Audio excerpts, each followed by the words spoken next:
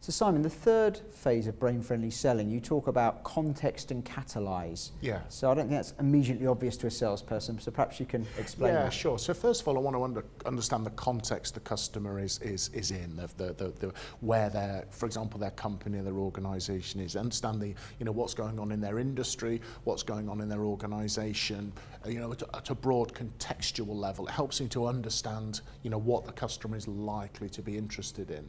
Then the questioning process digs deeper into the specifics of what's going on, and the two primary driving forces in the more primitive regions of the brain is to stay away from pain or problems and to move towards solutions or towards reward. So the questioning process that I advocate goes into understanding the problems, the challenges, or sometimes the opportunities that the customer's not yet been able to realise. It's not always, going to sound like it's quite a negative conversation, but it's a problem they need a solution to, or it's an opportunity they need help realising, and they feel the discomfort or the pain. So I'm going to kind of explore that, dig deeply into it, understand what that looks like. Then I'm going to flip over to get that towards motivation, asking about, what ideally would they like to achieve? What would a potential solution look like? And moving backwards and forwards between those two motivating forces gets that sort of catalyzing effect. It gives you a dual motivation.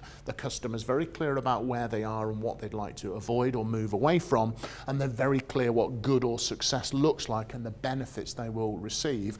Then you can show how your solution or your product or your service helps them to make that journey from where they are now to where they would like to be.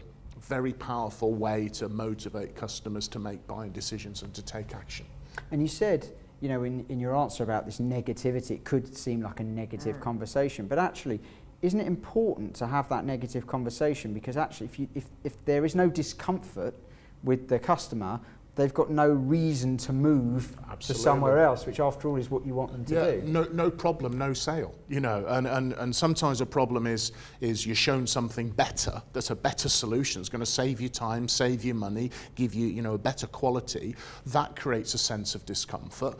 But also sometimes, because unless you dig deep into the root cause of the problem, what's the impact of this problem? If you don't sort this out, how much is this going to cost you? What's the impact on your employees, for example, if the technology they're using is frustrating them? Your employee engagement score is going to drop. You might have people leaving your business because they're dissatisfied working there. What's that going to cost you? And it's probably going to cost you 25% of salary to recruit someone if they leave. So if you've got 10 people leaving a month because of this problem times 25% of their salary, that annual bill is millions of pounds. If your solution is less than that, pretty easy return on investment argument to make to the customer.